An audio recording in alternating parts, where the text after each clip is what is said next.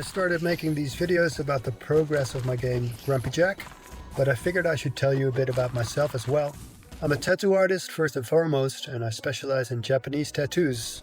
But when I was a kid, my dad taught me programming in an old computer language called Amiga Basic. I didn't really do much with programming during my adult life, at least not until my father got sick and unfortunately passed away. That pushed me back into it and I rediscovered how much I enjoyed it.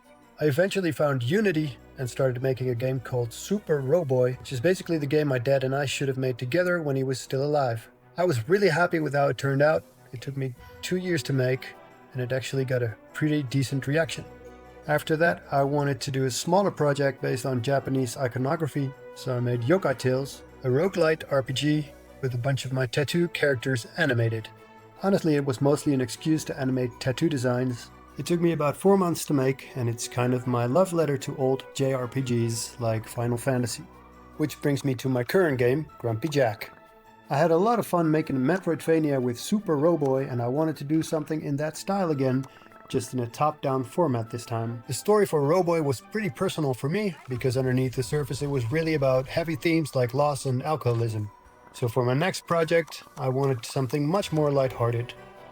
I decided on a Tim Burton-inspired whimsical Halloween setting because I've always wanted to draw that kind of stuff. The game follows Jack, a reluctant gardener for Nightmare Castle, who accidentally kills the actual hero of the story, and death makes him take their place. Originally, the gameplay was a straightforward Zelda-like, but after a playtester suggested it, it shifted into more of a bullet hell experience. It still keeps its Metroidvania roots, but I think the faster, more frantic combat improved the game quite a lot. After 3 games, I'm incredibly grateful to have a solid list of trusted testers who have basically been responsible for making my games better. I find them on Reddit and social media, and I'm genuinely blessed that some of them have stuck with me since the very beginning. I made a new enemy for Grumpy Jack today, the Ghoul. I wrote a script so when the player gets close it rises from the ground, and when the player walks away it just goes back under again. I also spent a lot of time making 8-directional animations for it, even though the game is so fast-paced and full of particle effects that the player might not even notice. Still, I'm pretty happy with how it turned out. So a little update for my game Grumpy Jack. I made a new scene, mostly using a bunch of prefabs I already had lying around. I also added some Tim Burton-esque lights to give it a bit more atmosphere. There's a new puzzle, which is a statue that if you find 3 of them, you open the gate so you can progress the game. I'm not totally sure why I made it an angry-looking Easter Island face, but I guess that's what it turned into. I also added the map guy here, Kartoffel. He's a German bird on top of the human, and he sells you the maps. So now you can buy a map for this area, even though it's not fully done yet.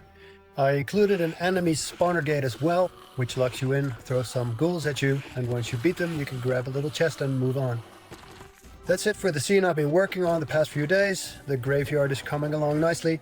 I've been messing around with the map system, so it scrolls a lot smoother now. All the map icons are in place and I set things up so I can add a compass later. I also updated the warp screen so it scrolls much faster and it feels more accessible. On top of that, I finished the box puzzle in the graveyard. I know not everybody loves that type of puzzle, so I made this one optional. There's just a little chest behind it and I kept the difficulty reasonable so it doesn't become a headache. I also had some fun with the dev cheats. If you type in a certain command, you get into the cheat menu, which helps me test things faster. I can make myself invincible, move quicker, use special development save slots, unlock maps, and so on. Today I finished another scene. This one basically serves as the entrance to a small area called the Mausoleum, which is part of the graveyard but takes place indoors.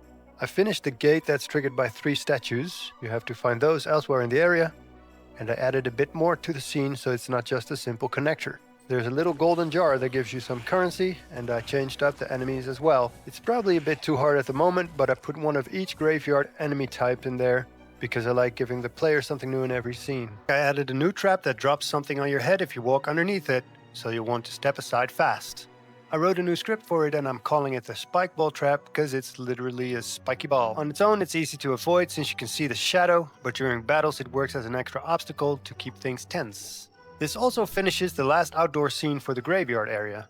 It's nice seeing the map come together, 3 areas so far, all connected to the central hub. As you can see, the earlier zones are still a bit on the smaller side, and the graveyard is a bit more open, since the gameplay gradually moves toward heavier bullet hell patterns as you gain more skill.